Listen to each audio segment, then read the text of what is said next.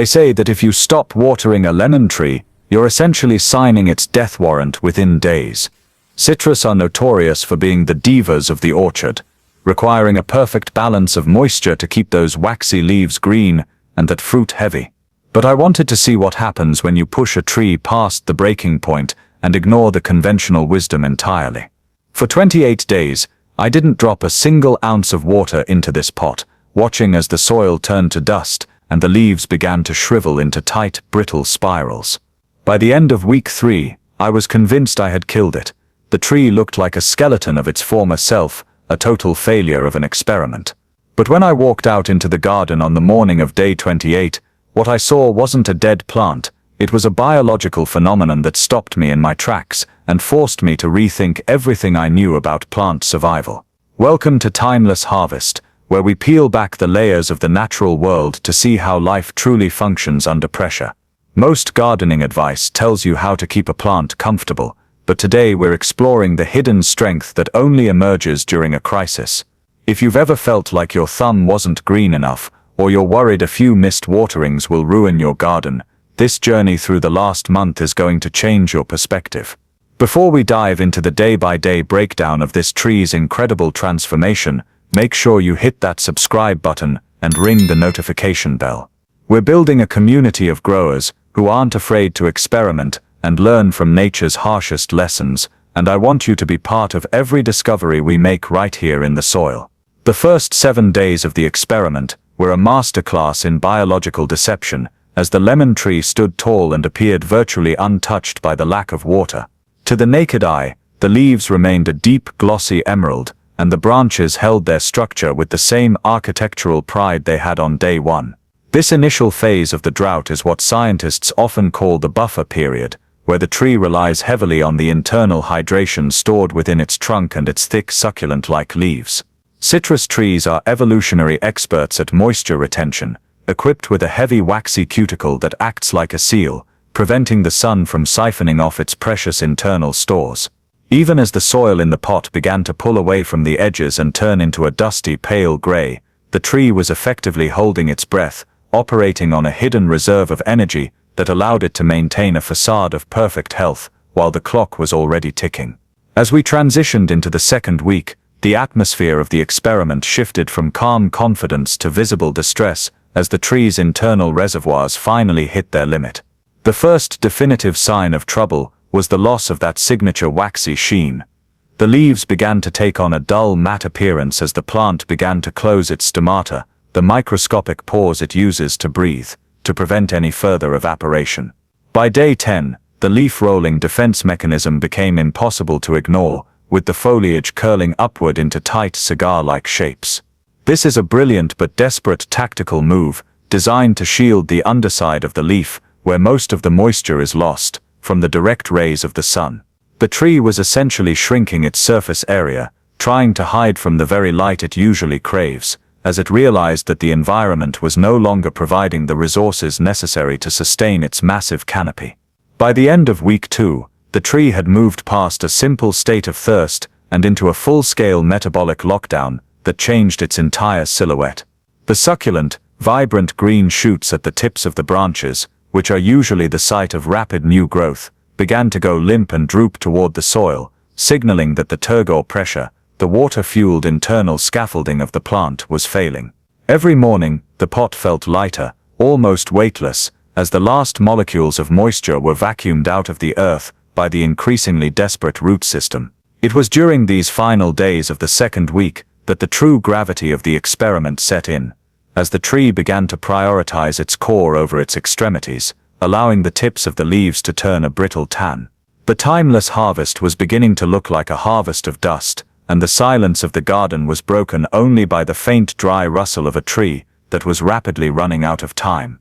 Entering the third week, the experiment reached a haunting crescendo, as the lemon tree's appearance shifted from a plant in distress to a plant that looked undeniably dead.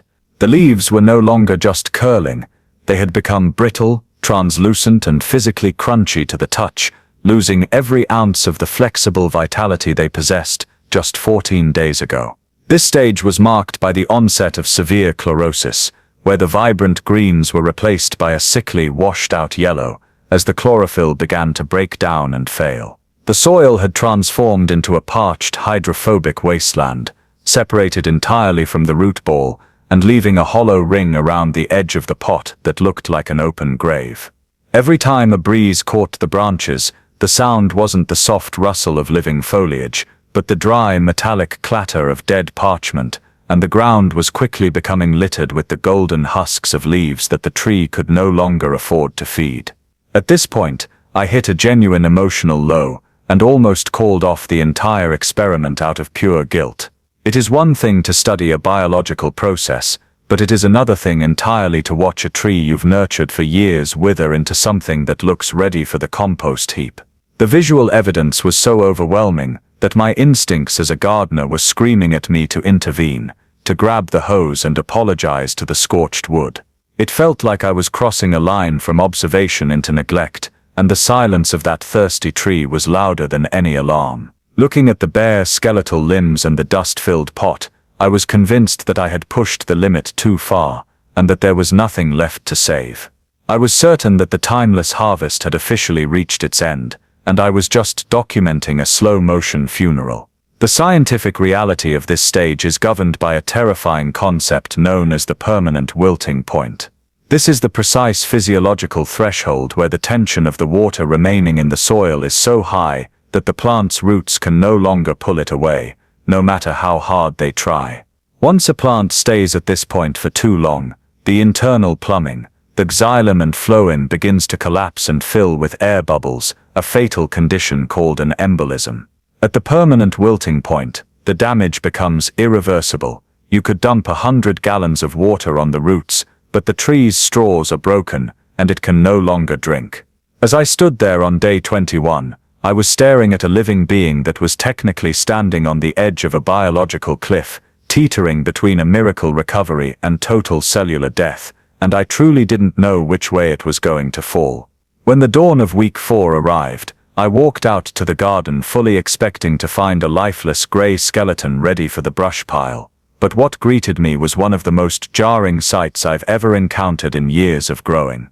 The tree was visually decimated, having dropped more than 60% of its foliage in a desperate bid to reduce its metabolic load, leaving the ground littered with crunchy, discarded leaves that crinkled like autumn under my boots. However, as I leaned in closer to inspect the jagged, bare branches, I realized they weren't the brittle sticks I had imagined. In a move of sheer biological defiance, the tree had bypassed the need for leaves entirely and was pushing out hundreds of tiny pale white pinpricks all along its stems.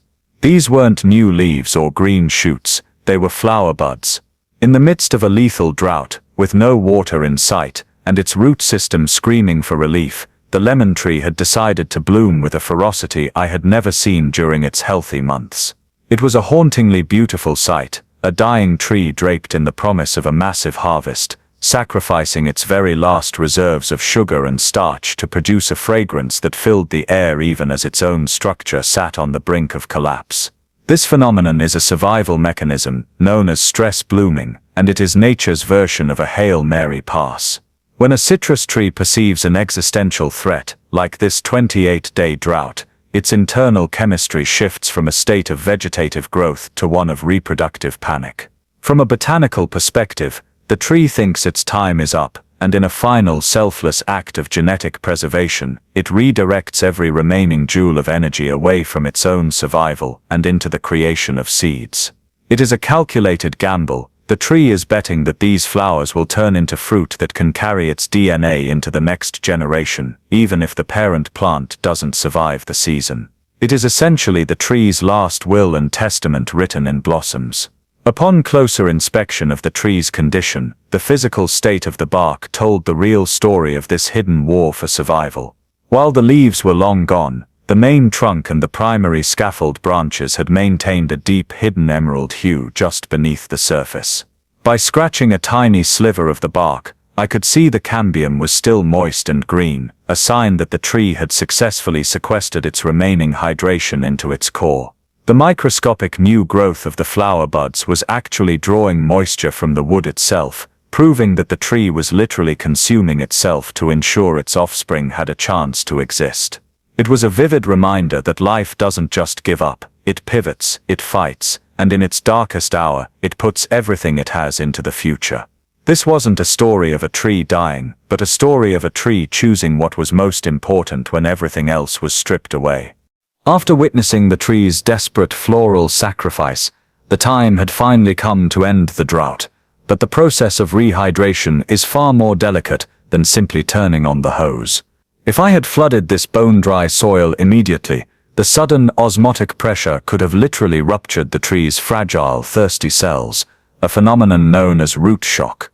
Instead, I began with a slow, methodical trickle, allowing the water to gradually soak into the hydrophobic earth and wake up the dormant root hairs without overwhelming the system. Over the first few hours, you could almost hear the soil sigh as it expanded, and I watched carefully as the green cambium began to swell, pulling that life-giving moisture back up the trunk to support those emergency blossoms. It was a slow-motion resurrection. Within 48 hours, the branches that had looked like dead wood began to regain their flexibility, and the tiny flower buds started to unfurl into waxy, fragrant petals, proving that the tree's internal plumbing was still intact and ready to rebuild. The takeaway for every home gardener watching this is both a relief and a warning. Your plants are far more resilient than the back of a seed packet might lead you to believe. This experiment proved that a healthy lemon tree has an incredible survival mode designed to weather the storms of neglect, so you don't need to panic if you miss a watering over a long weekend. However, while the tree survived, this kind of extreme stress comes at a high cost. The fruit produced from a stress bloom is often smaller and more acidic, as the tree has redirected all its energy into the seeds rather than the sweet juice we crave. True gardening success isn't about testing the breaking point of your orchard, but about understanding these biological signals so you can provide the consistency that leads to a truly bountiful and delicious harvest. We grow best when we work with nature's resilience, not against it. Looking at the final results side by side, the transformation over these 35 days is nothing short of miraculous.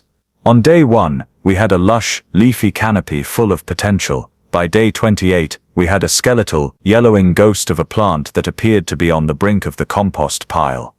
But today, on day 35, we have a tree that has shed its old, tired foliage and replaced it with a blanket of white blossoms and fresh, lime green growth.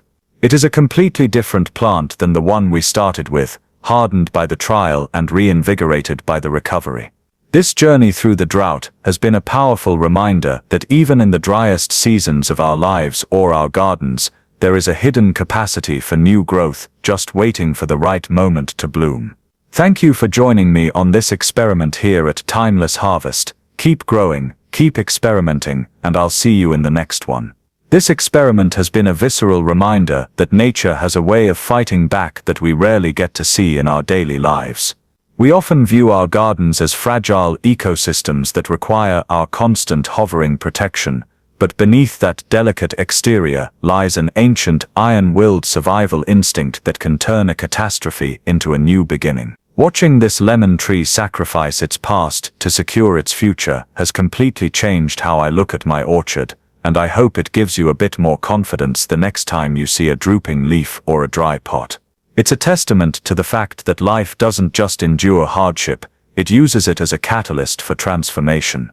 Now I want to hear from you because every gardener has a story of a plant they thought was a lost cause. Have you ever accidentally left a plant too long without water? Did it surprise you with a recovery, or did it teach you a hard lesson in the permanent wilting point? Let me know your stories in the comments below. I read every single one, and your experiences help us all become better growers. If you found this deep dive into plant physiology helpful, make sure to subscribe to Timeless Harvest for more explorations into the hidden secrets of the garden. We're on a mission to understand the true language of the earth, and I'd love to have you along for the journey. Thank you for watching, and I'll see you in the next one.